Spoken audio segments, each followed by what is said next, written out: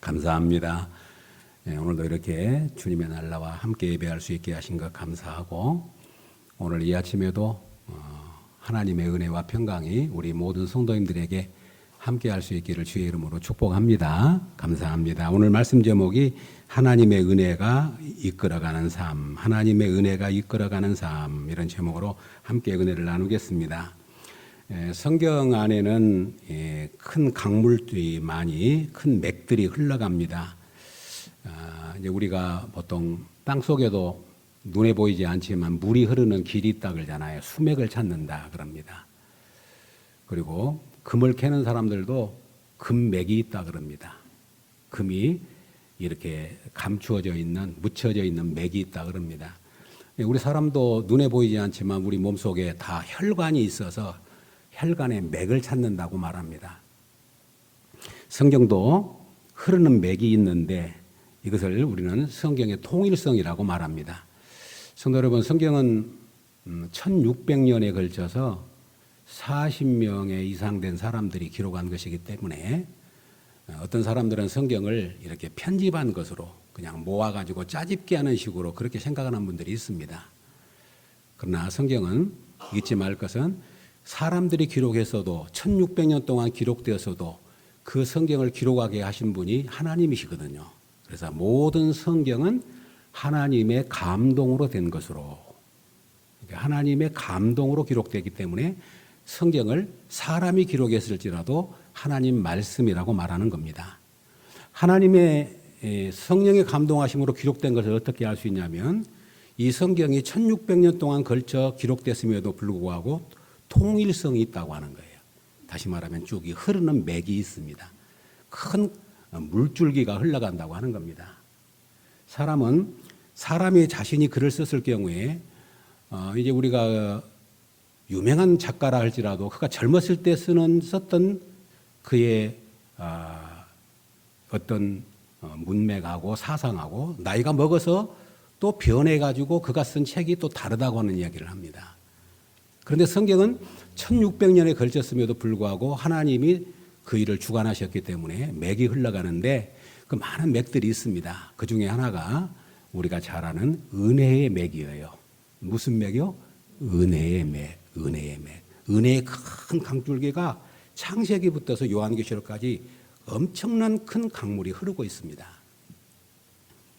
그런데 이 은혜의 물줄기가 흐르고 있는데 그 은혜의 강물을 발견한 사람, 그 은혜의 물줄기에서 하나님의 생수를 마신 사람, 하나님의 은혜를 경험한 사람은 하나님의 은혜의 사람으로 살게 돼 있어요.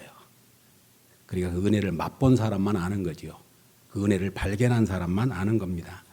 성도 여러분, 에스겔서 47장에 보면 에스겔이 한상을 보는데 하나님의 성전이 있는데 그 성전 문턱에서 물이 흘러요. 쫄쫄쫄쫄 물이 흐릅니다. 그 물이 점점점 흘러가지고 나중에는 처음에는 발목에 차고, 나중에는 무릎에 차고, 나중에는 허리가 차고, 나중에는 수영할 만큼 그 물이 풍성해져요.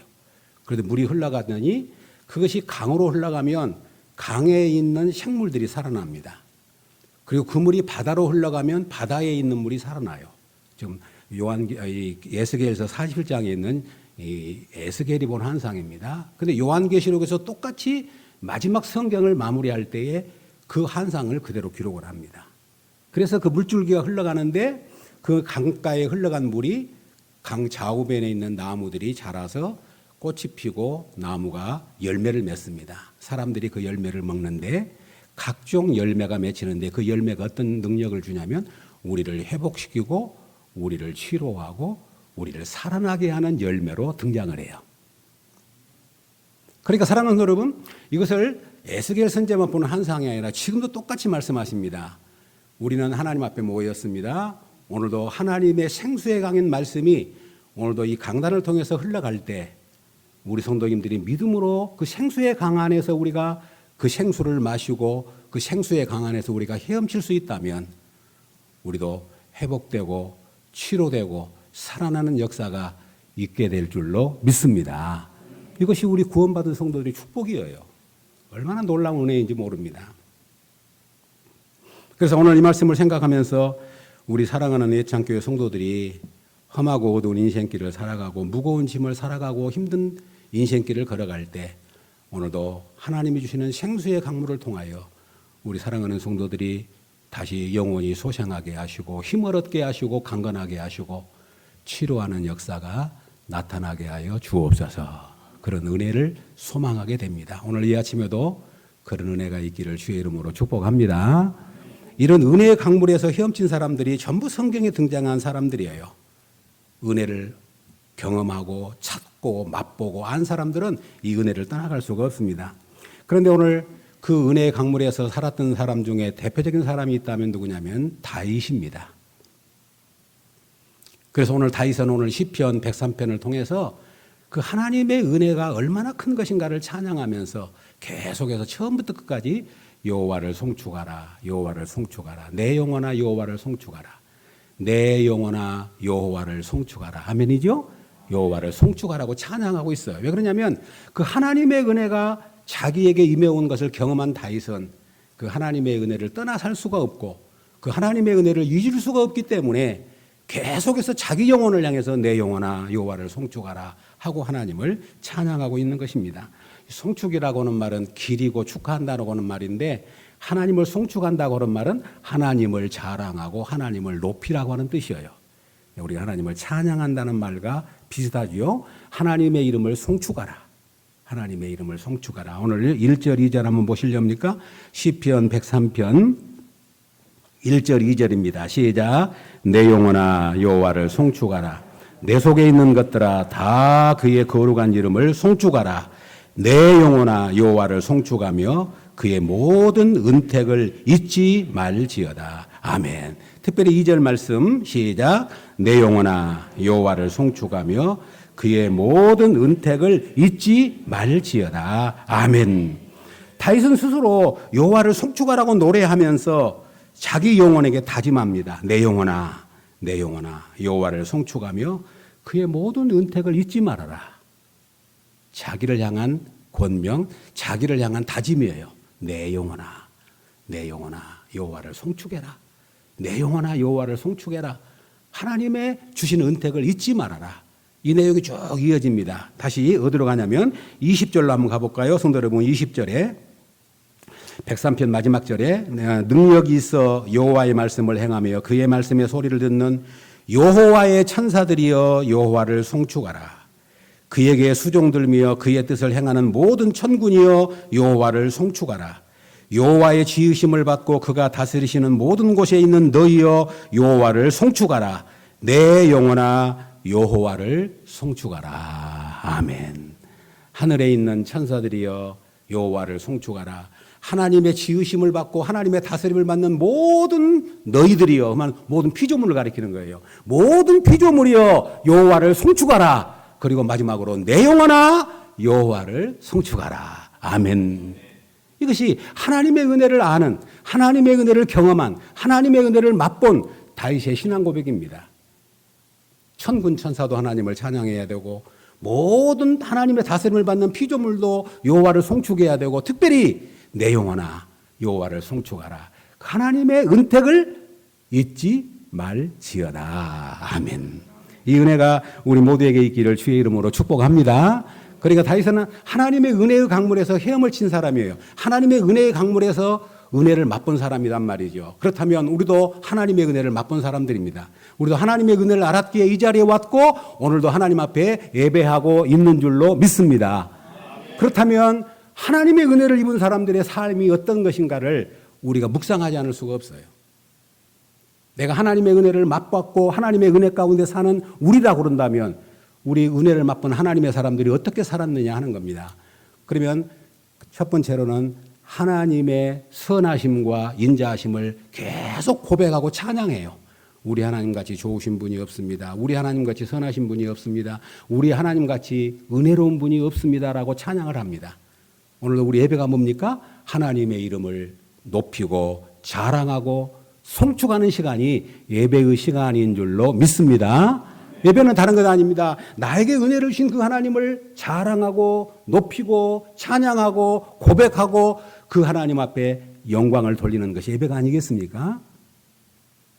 하나님의 이름을 높여요. 자, 오늘 본문이 바로 그 말입니다. 쭉 다 내용이, 전부 내용이 그 내용인데, 오늘 우리가 본문 삼았던 8절부터 11절, 크게 한번 우리 고백으로 드려보겠습니다. 8절입니다. 시작. 여호와는 궁휼이 많으시고, 은혜로우시며, 노하기를 더디하시고, 인자하심이 풍부하시도다. 자주 경책하지 아니하시며, 노를 영원히 품지 아니하시리로다. 우리의 죄를 따라 우리를 처벌하지는 아니하시며, 우리의 죄악을 따라 우리에게 그대로 갚지는 아니하셨으니 이는 하늘이 땅에서 높음같이 그를 경외하는 자에게 그의 인자하심이 크심이로다. 아멘. 아멘. 특별히 여기에 10절의 말씀 굉장히 우리에게 와닿았어요. 우리의 죄를 따라 우리를 처벌하지는 아니하시며 우리의 죄악을 따라 우리에게 그대로 갚지는 아니하셨으니 그렇게 말합니다. 그러니 그 하나님이 얼마나 인자하심이 크냐. 다윗도 허물이 있었고 죄가 있었고 넘어질 뻔한 일이 많았는데 하나님이 죄를 따라 처벌하지 않으시고 죄악을 따라 갚지 아니하신 하나님이라고 고백합니다. 우리 삶도 마찬가지입니다. 지난날 뒤돌아보면 만약에 하나님이 우리의 죄를 따라서 우리의 죄악을 따라 갚으셨다면 저와 여러분들이 이 자리에 서 있는 사람이 누가 있겠습니까? 그런데 하나님이 은혜를 베푸시고 오래 참아주시고 노하기를 더디하시고 혹시 우리가 죄를 범했을지라도 그 죄대로 갚지 아니하시는 그 인자하신 하나님을 노래하고 있는 거예요. 오늘도 그 하나님을 찬양할 수 있기를 주의 이름으로 축복합니다. 내가 의로워서 내가 깨끗해서 하나님은 우리가 오늘도 하나님 앞에 나온 것 아닙니다. 우리는 하나님 앞에 감출 수 없는 너무나 많은 죄악과 허물들이 있음에도 불구하고 하나님은 갚지 않으셨습니다. 그리고 그분이 우리를 병을 고치셨어요. 우리 3절 한번 보시렵니까? 3절 이렇게 고백합니다. 제가 읽습니다. 3절에 그가 내 모든 죄악을 사하시며 내 모든 병을 고치시며 내 생명을 파멸해서 속량하시고 인자와 궁일로 간을 씌우시며 5절 시작 좋은 것으로 내 소원을 만족하게 하사 내 청춘을 독수리같이 새롭게 하시는도다. 아멘. 사랑하는 여러분, 저와 여러분 하나님의 은혜를 맛보아 아는 사람들입니다. 오늘도 하나님의 은혜를 마음껏 찬양할 수 있기를 주의 이름으로 축복합니다. 우리 사랑하는 여러분, 우리가 먼 몰랐을 때는, 철들지 않았을 때는 마치 내 인생을 내가 사는 것 같았지만 우리가 하나님의 은혜를 경험하고 나면 우리 인생은 하나님의 은혜가 아니면 설명할 것이 없구나. 하나님의 은혜가 아니면 해석할 길이 없구나. 오직 나의 삶은 처음부터 끝까지 오직 하나님의 은혜입니다라고 고백할 수밖에 없는 것이 성도의 삶인 줄로 믿습니다. 그러므로 하나님의 은혜를 맛보아 하는 사람은 늘 은혜를 달고 살아요. 우리 하나님 감사합니다. 오래 참아주셔서 감사합니다. 오래 기다려주셔서 감사합니다. 나의 허물을 그대로 갚지 않아 주셔서 감사합니다. 나의 병을 낫게 하신 하나님 감사합니다. 내 영혼을 파멸해서 속량해 주신 하나님 감사합니다. 오늘 다시 고백이잖아요. 그래서 은혜를 고백하고 감사할 수밖에 없는 사람이 믿음의 사람이요 성령의 사람이요 하나님의 사람인 줄로 믿습니다. 그러지 않습니까? 이것이 첫 번째 우리의 고백이 되어야 됩니다. 언제나 하나님의 은혜예요. 하나님의 인자하심이 너무 큽니다. 하나님의 자비하심이 너무 큽니다. 지금까지 나를 기다려 주셨습니다. 지금까지 참아 주셨습니다. 지금까지 나를 변함없이 붙잡아 주셨습니다. 은혜, 은혜, 은혜입니다라고 고백하는 것이 성도의 은혜 받은 사람의 고백이라고 하는 겁니다. 두 번째로 은혜 받은 사람들의 삶 가운데 드러나는 것이 뭐냐면 성도 여러분 잘 기억하십시다. 그렇게 됐으면 좋겠습니다. 우리 주변에 있는 사람들과 내 주변의 환경을 고마워할 줄 안다고 하는 거예요. 예수님을 믿지 않는 사람은 조금만 어려운 일 있으면 환경 탓합니다. 사람 탓합니다. 오늘 원망하고 불평합니다. 근데 예수 믿고 나서 은혜를 맛본 사람은 혹은 우리 환경이 어려울지라도 혹은 우리 환경이 내 마음대로 안 되고 고달플지라도 환경과 주변 사람에 대해서 고마워할 줄 아는 사람이 은혜 받은 사람의 삶인 줄로 믿습니다. 하나님의 은혜가 우리를 이끌어가면 하나님의 은혜가 내 안에 작동하면 내가 있는 주변에 있는 환경과 사람에 대해서 뭐 할 줄 알아요? 고마워할 줄 안다고 하는 거예요. 성도 여러분, 그런 은혜가 있기를 주의 이름으로 축복합니다. 그런 은혜가 있기를 원합니다. 그럴 때 좋은 사람들을 만나게 돼요. 우리가 다니엘 기도를 통해서 늘 반복된 이야기가 뭐냐면 생각지도 못했는 어떤 사람을 만나가지고 이렇게 인도를 받았다. 만남의 축복이란 말을 강조하잖아요. 다윗도 그런 사람이에요. 여러분, 다윗에게는 참 좋은 사람들을 하나님께서 많이 그에게 만남으로 축복해 주셨습니다.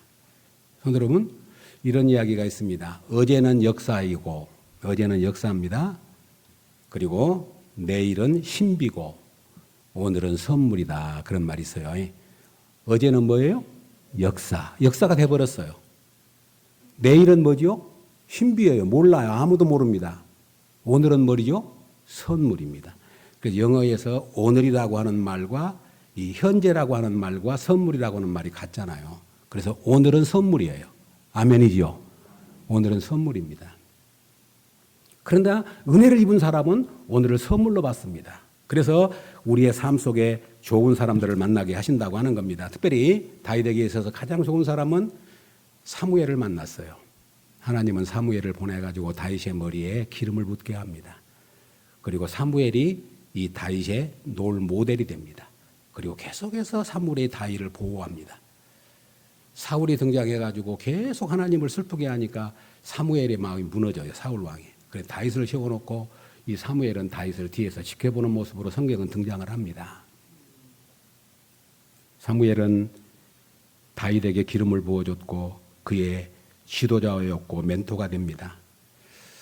다윗에게는 나단이라는 선지자가 있었습니다. 다윗이 범죄하고 아무도 모르고 깊은 동굴 속에서 혼자 고통스러워할 때에 나단 선지자가 가서 다윗의 죄를 지적하게 되고 다윗을 회개케 하지요. 그래서 나단 선지자가 다윗을 돌이키게 만듭니다. 선지자 갓이라고 하는 사람이 나옵니다. 사울을 피해가지고 블레셋 땅으로 모압 땅으로 계속 도망을 가는데 갓이라고 하는 선지자가 와서 이렇게 이야기합니다. 사무엘상 22장 5절에 선지자 갓이 다윗에게 이르되 너는 이 요새에 있지 말고 떠나 유다 땅으로 들어가라. 내가 지금 사울을 피하기 위해서 계속 이방 땅으로 지금 이렇게 숨어 다니는데 옳지 못하다. 너는 다시 돌아가라. 그랬더니 다윗이 떠나 헤레스 불에 이르니라. 그렇게 말합니다. 다윗에게는 400명, 600명의 무리들이 있었습니다. 다윗이 계속 도망다니고 동굴에 숨고 수풀에 숨은 가운데 환난당한 자, 그리고 원통한 자, 그리고 너무나 의지할 곳이 없는 사람들이 다윗을 의지하기 위해서 한 사람 한 사람 몰려왔는데 그들이 400명, 600명이 돼요. 그리고 그들과 함께 합니다. 그리고 다윗에게서 참으로 좋은 사람은 누구였냐면 요나단이었습니다. 요나단은 사울의 아들이었음에도 불구하고 다윗과 언약을 맺습니다. 끝까지 그 언약을 지킵니다. 다윗에게는 이런 좋은 사람들을 하나님이 허락해 주셨습니다. 우리 애청계 성도 여러분, 좋은 사람들을 만나게 해달라고 기도하는 것도 좋지만 내가 좋은 사람이 되어야 할 줄로 믿습니다. 내가 좋은 사람이 되면 주변에 좋은 사람들이 모입니다. 그러려고 그러면 내 마음에 안 들어도 나와 생각이 틀려도 그 사람에게 대해서 고마울 줄 알고 그 사람을 즐거워하면 하나님은 사람의 마음을 얻게 하셔서 우리를 믿음의 사람으로 하나님의 인도해 주실 줄로 믿습니다. 이거 아주 귀한 일입니다. 왜냐하면 우리 애청자 여러분, 우리 은혜를 받았어요. 그럼 하나님께 은혜 하나님 감사합니다 하는 것 말할 것도 없고 그 다음에 중요한 것이 뭐냐면 나와 함께한 사람들에게 고마워할 줄 알 수 있기를 주의 이름으로 축복합니다.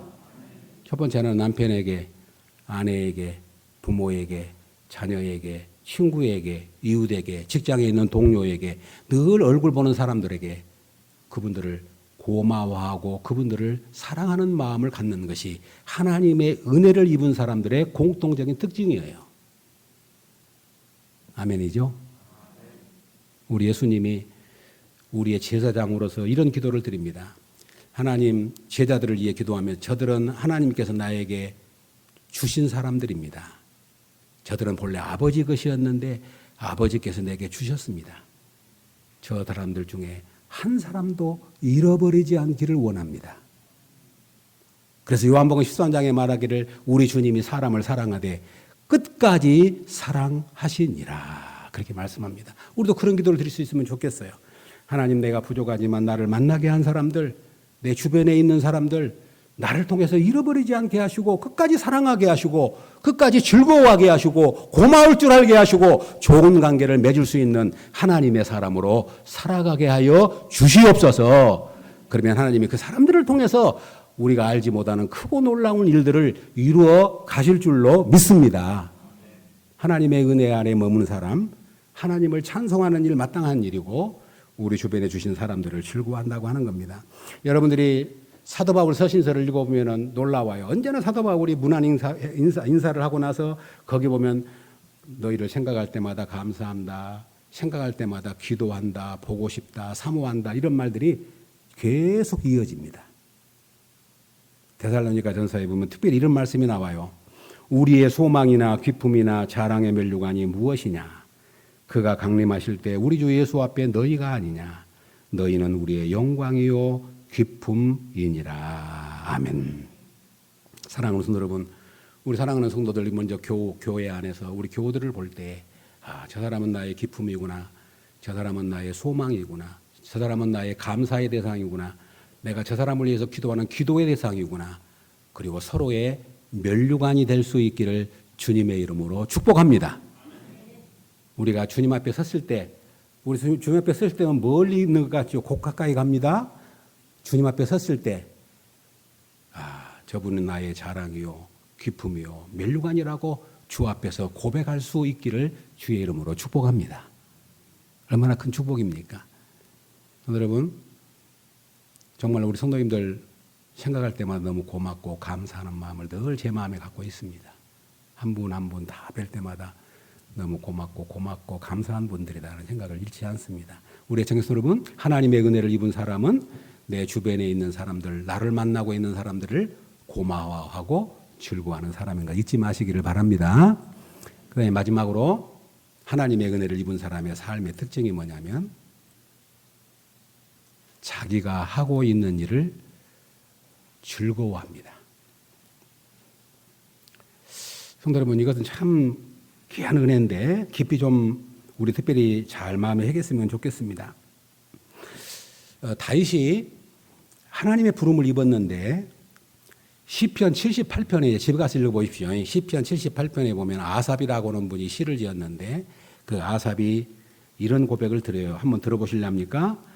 또 그의 종 다윗을 택하시되 양의 우리에서 취하시며 전양을 지키는 중에 그를 이끌어내사 그의 백성인 야곱 그의 소유인 이스라엘을 기르게 하셨더니 이제 그가 그들을 자기 마음의 완전함으로 기르고 그의 손에 능숙함으로 그들을 지도하였도다.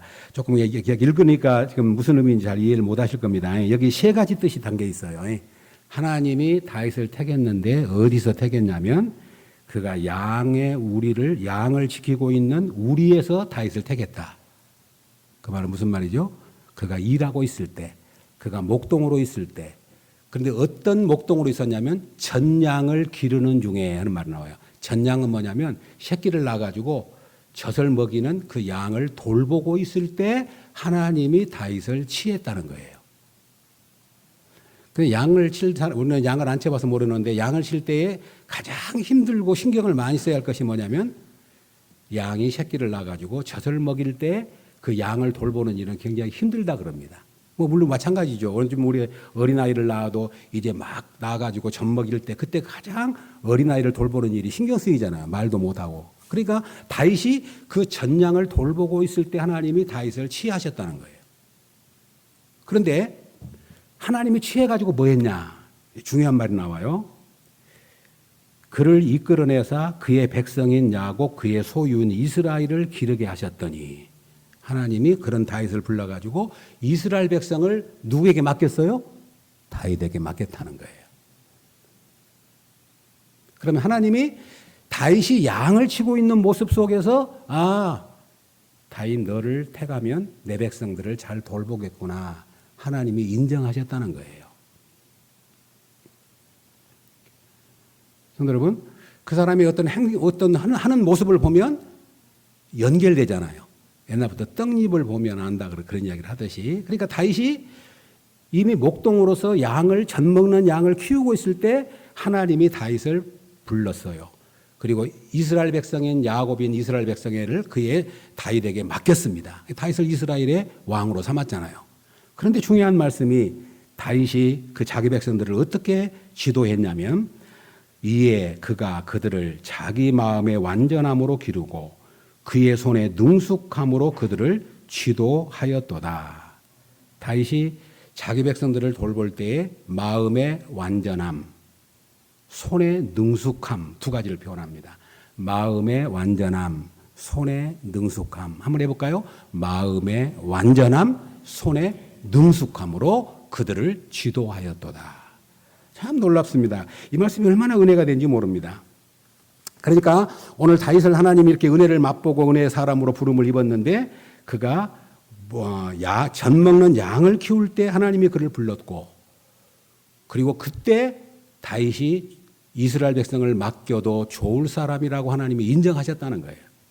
그래서 이스라엘 백성들을 그의 손에 맡겼고 그 이스라엘 백성을 맡은 다윗이 어떻게 이스라엘 백성들을 지도했냐면 마음의 완전함과 손의 능숙함으로 그들을 지도하였다. 이 마음의 완전함이라고 하는 것은 뭐냐면 성품을 가리킵니다. 마음의 자세를 가리킵니다. 다윗은 시편 15편에서 이런 고백을 드립니다. 여호와여, 이게 다윗의 시입니다. 여호와여, 주의 장막에 머무를 자 누구 오며 주의 성산에 사는 자 누구 오리까? 정직하게 행하며 공의를 실천하며 그의 마음에 진실을 말하며. 아멘.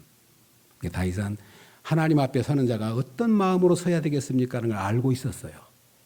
그런데 다윗의 완전한 마음으로 그리고 이 손의 능숙함으로, 손의 능숙함은 능력과 실력을 의미하지요.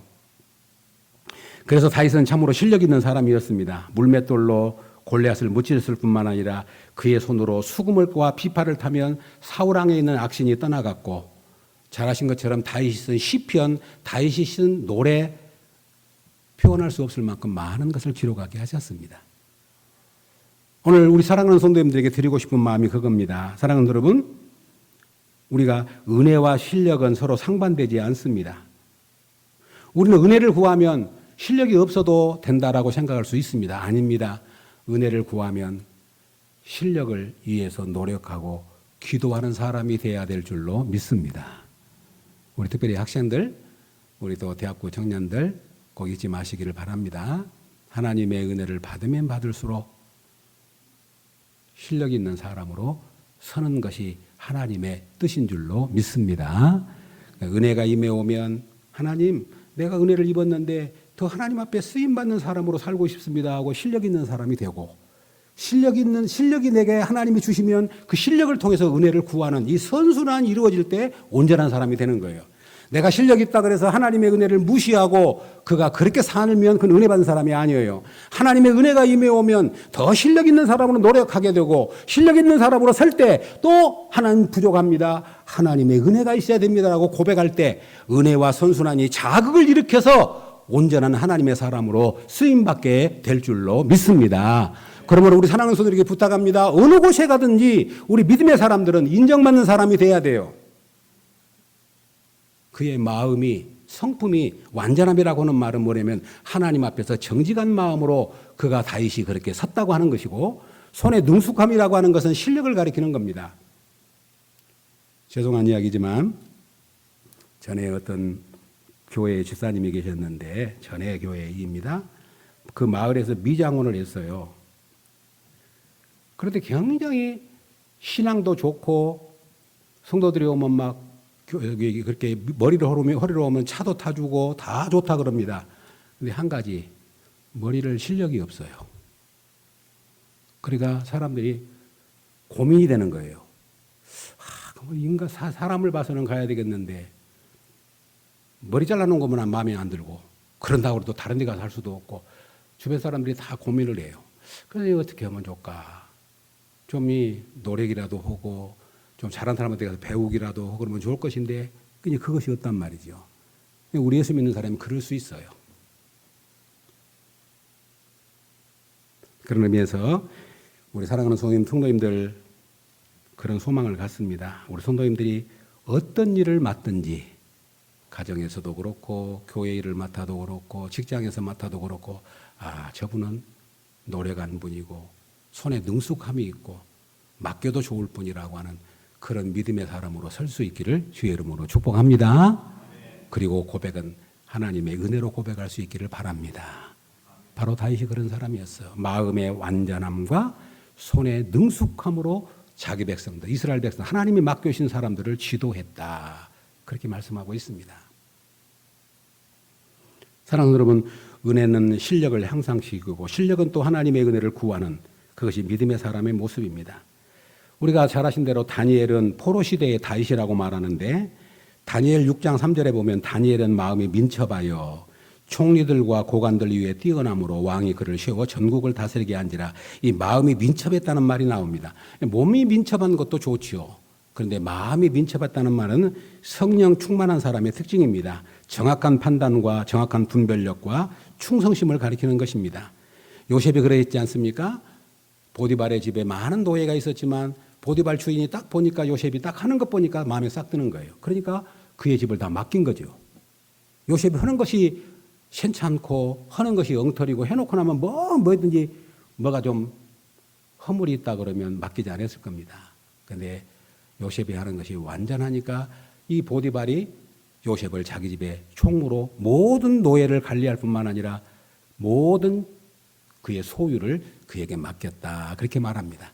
사랑하는 여러분, 바라고 소망합니다. 우리가 그런 능숙함과 탁월한 사람으로 부름을 받지 못했을지라도 하나님의 은혜를 입은 사람들의 소망은 그렇습니다. 하나님, 이 일을 주님 맡겼으니 제가 잘하고 싶습니다. 이 일을 맡겼으니 제가 잘 감당하고 싶습니다. 이 일을 맡겼으니 제가 다른 사람에게 유익이 되는 그런 일로 감당하고 싶습니다. 그 소원을 주신 분이 하나님이신 줄로 믿습니다. 사랑하는 여러분, 말씀을 맺으렵니다. 오늘 하나님의 은혜를 맛본 사람은 은혜 안에 살게 되고 은혜가 그의 삶을 이끌어가는데 그 대표적인 사람이 다윗이라는 말씀을 드렸습니다. 그래서 다윗이 나중에 일생을 마치고 성경을 어떻게 평가하냐면 모든 이스라엘 백성들이 이스라엘의 왕들이 수많은 일들을 저질렀는데 딱 요약합니다. 그가 다윗의 길로 행하였더라 하는 말은 100점이에요. 뒤에 많은 왕들이 다윗이 죽고 난 다음에 수많은 왕들이 일어났는데 그가 잘했다는 말을 딱 한마디로 평가합니다. 그 누구누구 아무개 왕은 다윗의 길로 행하였더라. 그 말은 무슨 말이죠? 잘했다 그 말이에요. 그 나쁜 왕, 하나님 마음에 들지 않는 왕은 누군 줄 압니까? 여로보암의 길로 행하였더라. 그는 볼 것도 없어. 그런 얘기예요. 그러니까 믿음의 사람으로 은혜의 사람으로 살아갔던 하나의 모델을 제시하고 바른 길을 제시했던 사람이 누구냐면 다윗이었다고 하는 거예요. 그렇다면 오늘 다윗이 하나님의 은혜 안에 살았는데 우리가 동일한 은혜를 입은 사람으로 소망할 것이 뭐냐면 언제나 우리의 삶 속에 우리의 모든 인생을 하나님의 은혜로 해석하고 하나님의 은혜로 풀어가고 하나님의 은혜로 고백할 수 있기를 주의 이름으로 축복합니다. 두 번째로는 환경이나 내게 맡긴 사람이 혹은 내게 마음에 들지 않는다 할지라도 그분들에게 고마워하시는 삶을 살아야 합니다. 우리가 오늘 예배 전에 부를 때 하나님은 실수하지 않는 하나님이라고 고백했잖아요. 실제로 우리 인생을 살아보니까 그래요. 때로는 도저히 이해 안 되지만 지나놓고 보면 언제나 하나님이 하시는 일이 옳고 하나님이 하신 일이 최상이라는 것을 우리는 알게 돼요. 그것이 믿음의 사람의 고백입니다. 마찬가지입니다. 그래서 우리 주변에 있는 사람, 우리에게 맡겨주신 환경들을 생각할 때 부족하고 내 마음에 들지 않는다 할지라도 하나님이 가장 좋은 것을 내게 주셨다고 하는 믿음으로 받고 그것에 대해서 고마워할 줄 알고 감사할 줄 알고 즐거워할 줄 아는 우리 성도들이 될 수 있기를 주의 이름으로 축복합니다. 그리고 마지막으로 하나님이 다윗의 일터에 있을 때 양을 칠 때에 특별히 젖 먹는 그 양을 돌보고 있는 다윗을 보시고 하나님이 너 내 마음에 든다. 네 그런 마음 가졌으면 내 백성들을 맡겨도 좋겠다. 그래서 다윗을 맡겠다는 거예요. 그런 다윗이 마음의 완전함과 손의 능숙함으로 이스라엘을 지도했다고 아삽이라고 하는 그 후대에 일어난 사람이 하나님을 찬양할 때 그렇게 찬양하고 있는 것입니다. 우리 성도 여러분, 우리가 하나님의 은혜 받은 자로 이런 은혜의 축복이 날마다 더할 수 있기를 주의 이름으로 축복합니다. 그럴 때 하나님의 은혜가 계속해서 우리에게 공급되어지고 우리가 믿음의 사람으로 승리하게 될 것입니다. 바라고 소망하는 것은 잊지 마십시다. 성경은 하나님의 은혜의 생수의 강이 흘러갑니다. 그래서 우리 예수님이 이렇게 요한복음 7장에서 말씀했어요. 누구든지 목마르거든 내게로 와서 마셔라. 나를 믿는 자는 성경의 이름과 같이 그 배에서 생수의 강이 흘러나리라. 아멘.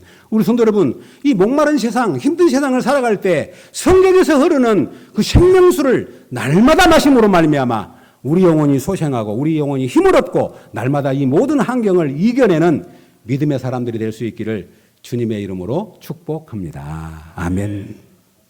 하나님 아버지 감사합니다.